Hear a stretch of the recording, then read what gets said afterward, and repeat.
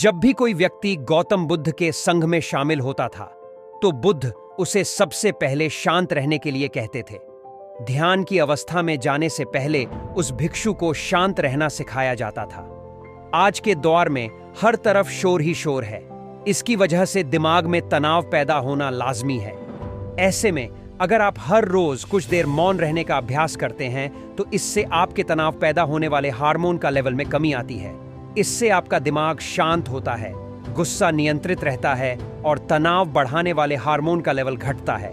आज के इस वीडियो में हम जानेंगे कि किन मौकों पर हमें शांत रहना है और किन मौकों पर हमें बोलना है, और शांत रहने से हमारे अंदर क्या बदलाव आ सकता है। दोस्तों, संध्या काल का समय था।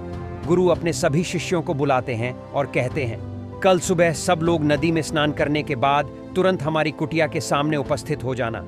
सभी इसी से हैरान रह जाते हैं कि हम लोगों ने कुछ गलती की है क्या, लेकिन गुस्से से यह कहते हैं कि हो सकता है कि गुरुजी कल सुबह कुछ अच्छी बात बताने वाले हैं। सब लोग रात को सही समय पर सो जाते हैं और सुबह उठकर सभी लोग नदी में स्नान करने के बाद वापस गुरुजी के सामने उपस्थित हो जाते हैं। गुरु कहते हैं, आज हम तुम सबको चुप रहने के फायदे के बारे में बताऊंगा। गुरु कहते हैं, 10 मौके जहां पर चुप रहने से होता है लाभ और बोलने से नुकसान। गुरु कहते हैं, अगर आप इन मौकों पर शांत हो गए यानी मौन हो गए तो आप जो चाहेंगे वही मिल जाएगा। आपकी जिंदगी में चमत्कारिक बदलाव शुरू हो जाएंगे। जरूरत से ज्यादा बोलना या चुप रहना दोनों ही अच्छी बात नहीं है। जैसे जरूरत से ज्यादा बारिश हो जाना या फिर धूप दोनों ही दिक्कत देती है, उसी तरह अनावश्यक बोलने से भी काफी नुकसान होता है। गुरु कहते हैं कि पहला ऐसा मौका जहां पर व्यक्ति को चुप रहना चाहिए, बिना तथ्य के ना बोले। गुरु ने कहा, अगर आपके पास कोई तथ्य नहीं है तो वहां चुप रहने में ही भलाई है। चुप बैठने से दिमाग में नई कोशिकाओं का निर्माण होता है और इससे ज्ञान की वृद्धि होती है। बोलने में भलाई वही है जहां आपको किसी चीज के बारे में पूरा ज्ञान हो। अगर आप बिना तथ्य के कहीं बोलते हैं या फिर बेवजह बोलते हैं तो आपका वहां मजाक भी बन सकता है। अगर आपके पास पर्याप्त जानकारी नहीं है, ऐसी जगह पर बोलने से आपका मजाक तो बनी रहेगी, साथ ही साथ लोगों का भरोसा भी आपसे उठने लगेगा। इसलिए ऐसी जगह पर शांत रहो जहां तुम्हें पता ना हो कि क्या बोलना है क्या नहीं। कई बार कुछ लोग ऐसे होते हैं जो हर जगह अपनी उपस्थिति बताने लगते हैं।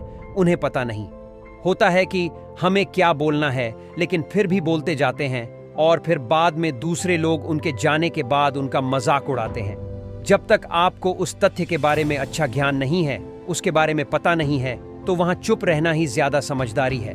गुरु ने कहा, दूसरा ऐसा मौका जहां पर व्यक्ति को चुप रहना चाहिए, शब्दों से ना पहुंचे ठेस। अगर आपके शब्द किसी को मानसिक ठेस पहुंचा रहे हैं तो वह चुप हो जाना चाहिए। कमजोर व्यक्ति के बारे में कुछ भी बोलकर आप महान नहीं बन सकते हैं। महान आप किसी कमजोर का साथ देने में बनेंगे। कई बार होता है कुछ लोग अपने से छोटे व्यक्ति को भला बुरा कहते रहते हैं। सामने वाला इंसान तो कद से आपसे छोटा है, वह आपको कुछ नहीं बोलेगा, लेकिन आप उसकी नजरों में गिरते चले जाएंगे। हो सकता है कि कल वह भी आपसे पद में बड़ा हो जाएगा। पद में आपसे जब वह बड़ा हो जाएगा तो आज जो रवैया आपका उसके साथ है, आने वाले समय में वह भी आपके साथ वही करेगा। आप किसी को नीचा दिखाकर बड़ा नहीं बन सकते हैं। बड़ा बनना है तो अपने से छोटे लोगों का इज्जत भी करना सीखें और साथ ही साथ बड़े लोगों का भी सम्मान करना चाहिए। लोगों को लगता है कि अगर वह अकड़कर बोलेंगे और सामने वाले को नीचे गिराने की कोशिश करेंगे तो वह बड़े बन जाएंगे, तो यह उन सब की भूल है। बड़े होने की बजाय आप उनकी नजरों में गिरते चले जाएंगे। गुरु ने आगे कहा, इसलिए शिष्यों, तुम सब जब भी बोलना आदर भाव से बोलना, ताकि तुम्हारी बात लोगों को अच्छी लगे। बोलने में भाई बहन, माता पिता, मित्र इत्यादि संबोधन शब्दों का इस्तेमाल जरूर करना। इससे तुम्हारी मान प्रतिष्ठा तो बढ़ेगी ही, साथ ही साथ लोगों की नजरों में तुम समझदार व्यक्ति बन जाओगे। गुरु ने आगे कहा, तीसरा मौका जहां पर व्यक्ति को चुप रहने में ही भलाई है। क्रोध या घृणा करने वाले लोग, जब कोई अपना या सगा संबंधी आप पर क्रोध कर रहा हो, आपका अपमान कर रहा हो, तो आपको उस वक्त चुप रहना चाहिए ताकि सामने वाले का गुब्बारा पूरी तरह से फट जाए। आप यदि सही है तो उसे कतई माफी ना मांगे और चुप रहकर ही सही समय का इंतजार करें। वह खुद आपसे माफी मांग लेगा जब उसे अपनी गलती का एहसास हो जाएगा। गुरु आगे कहते हैं कि अगर आपका कोई सगा संबंधी आप पर क्रोध कर रहा हो और आप उस समय शांत हैं तो यह आदर सम्मान देने की निशानी होती है। इससे न कोई छोटा होता है और न ही बढ़ा रहे हैं। अगर आपको क्रोध आ रहा है तो आप या तो वहां से किसी का अनादर किए बिना चले जाएं या फिर चुप रहे। क्रोध करने से आपके रिश्ते खराब होंगे। क्रोध करने से हमेशा क्रोध करने वाले व्यक्ति का ही बुरा होता है। गुरु आगे कहते हैं कि एक बार की बात है, एक सांप जंगल से भागते हुए किसी राजा के घर में पहुंच गया। लोगों ने छेड़खानी की तो वह बहुत ही गुस्सा हो गया, जिससे घर में जो तलवार पड़ी हुई थी उसी को लपेट कर कसने लगा और धीरे धीरे उसका पूरा शरीर कट गया। यह गुस्सा उसे खा गया। ठीक उसी प्रकार हमारा गुस्सा भी हमारे शरीर को तलवार की भांति काटता रहता है। गुस्सा ध्यान से खत्म होता है प्रतिदिन। अगर आप ध्यान की मुद्रा में बैठे हैं तो आपका गुस्सा आपके नियंत्रण में रहेगा।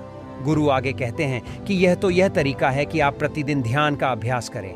इससे आपके शरीर में जो हार्मोन्स गुस्से को बढ़ावा देते हैं वह सब तुम्हारे नियंत्रण में रहेंगे, जिससे शरीर गुस्से पर आसानी तुम्हारा से काबू पा लेगा। लेकिन एक तरीका यह भी है कि जब भी आपको गुस्सा आए तो आप यह समझने का प्रयास करो कि क्या मेरा गुस्सा जायज है या नहीं। हमें वहां पर बोलना चाहिए कि नहीं। जब आप खुद इस बात का आकलन लगा पाएंगे तो आपको खुद पता चल जाएगा कि हमें गुस्सा करना चाहिए या नहीं। फिर भी आपको गुस्सा आ रहा है तो आप वहां से हटने का प्रयास करें, वहां से दूर चले जाएं। धीरे धीरे समय के साथ आपका दिमाग शांत हो जाएगा। गुरु ने कहा, चौथा, ऐसा मौका जहां पर इंसान को बहुत ही समझदारी के साथ काम लेना चाहिए, वहां पर आपको चुप रहना ही चाहिए। जहां पर उस मुद्दे से आपका कोई संबंध ना हो, अगर आपका किसी मुद्दे से कोई संबंध ना हो तो वहां आपका चुप रहना बनता है। बिना किसी वजह अगर आप दूसरे के मुद्दे पर बोलेंगे तो यह आपके लिए अनिष्टकारी होगा। इसमें केवल और केवल आपका ही नुकसान है। जल्द ही आप किसी दो लोगों के बीच हो रहे विवाद में जल्द ही अपनी टांग में डालें। अगर सामने वाला आपको बुला रहा है अपना झगड़ा शांत करवाने के लिए, तो ही आप वहां पर जाएं। किसी की व्यक्तिगत जिंदगी में दखल अंदाजी नहीं देनी चाहिए जब तक कि वह व्यक्ति आपको नहीं बुलाता है। अपने झगड़े को शांत करवाने के लिए कुछ लोग फालतू में दूसरे के विवाद में कूद पड़ते हैं। इससे उनके मान सम्मान मर्यादा पर लोग उंगली उठाने लगते हैं। गुरु कहते हैं कि 10 मौकों में से 5वां ऐसा मौका जहां पर व्यक्ति को बहुत ही समझदारी के साथ चुप रहना चाहिए। आपके शब्दों से किसी मित्र को हानि न पहुंचे। अगर आपके शब्द सामने वाले के परिवार या मित्रों की प्रतिष्ठा के बारे में पूरी झलक दिखा रहे हैं तो आपको चुप रहना चाहिए। किसी के परिवार या फिर मित्र के बारे में बुरा बोलने से केवल आप ही बुरे बनेंगे। जो चीज आसानी से खत्म की जा सकती है उसे अपने शब्दों से बड़ा न करें। बिना चिल्लाए बात करने का प्रयास करते रहना चाहिए।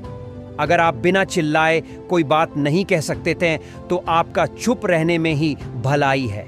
किसी पर चिल्लाने से आपके व्यवहार के बारे में पता चलता है। ज्यादा बोलने से चीजें हमेशा खराब ही होती हैं। कई बार कुछ रिश्ते ज्यादा तेज बोलने की बजाय से टूट जाते हैं। इसलिए अपनी आवाज में मीठापन लाए। आपके शब्दों से आपके दोस्त को हानि नहीं पहुंचनी चाहिए, कभी कभी दोस्तों के। जब हम मजाक है तो रहे कि आपके शब्दों से किसी का अनादर न हो। मजाक को भी हमेशा शब्दों के मायने में ही रखें। जहां किसी को शब्दों से चोट लगे वह चुप हो जाए। ज्यादा बोलने से हमेशा नुकसान ही होता है। किसी और की प्रतिष्ठा को अपने शब्दों के माध्यम से उसे हानि नहीं पहुंचानी चाहिए। यदि आपके शब्दों से किसी और की प्रतिष्ठा को ठेस पहुंच रही है तो वहां आपको चुप हो जाना चाहिए। जब कोई व्यक्ति आपके सामने नहीं है तो आप उस व्यक्ति के बारे में बुरे शब्द किसी तीसरे व्यक्ति के सामने ना बोले। गुरु कहते हैं, छठा मौका जहां पर व्यक्ति को चुप रहना चाहिए, जब कोई कर रहा हो किसी की बुराई। जब कोई आदमी आपके सामने किसी तीसरे आदमी की बुराई कर रहा हो, तब तुम्हें चुप रहकर बस सुनना चाहिए। अपनी राय व्यक्त नहीं करना चाहिए, क्योंकि जो आज आपके सामने किसी तीसरे की बुराई कर रहा है वह कल किसी और के सामने आपकी बुराई भी कर सकता है। यदि आपने कुछ कहा है तो नीति शास्त्र के अनुसार जो अपने मुंह को बंद रखता है और बुद्धि से काम करता है वही इंसान समझदार होता है। बिना जरूरत के बोलना, किसी के बारे में किसी के बीच में बोलना या गलत बात है। कभी कभी हमारे लिए बुद्धिमानी इसी में होती है कि हमें अपना मुंह ऐसी जगह पर नहीं खोलना चाहिए। गुरु आगे कहते हैं कि 3 मौकों में 7वां ऐसा मौका जहां पर व्यक्ति को चुप रहना चाहिए, जब कोई नहीं समझे आपकी भावना। यदि आपको लग रहा है कि कोई व्यक्ति आपकी भावना, दुख या परेशानी को शब्दों में नहीं समझ रहा है, यदि आपको लग रहा है कि सामने वाला व्यक्ति आपकी भावना या दुख को या आपकी जो परेशानी है उसको वह समझ नहीं पा रहा है या समझने का प्रयास ही नहीं कर रहा है, या वह आपको ध्यान से सुन ही नहीं पा रहा है, तो ऐसे व्यक्ति के सामने आप चुप ही रहे, क्योंकि ऐसे लोगों को आपकी भावना या दुख से कोई मतलब नहीं होता है। ऐसे लोगों को अपना राज बताकर आप पछताएंगे ही बाद में, इसलिए हर किसी को अपने मन की बात नहीं बतानी चाहिए।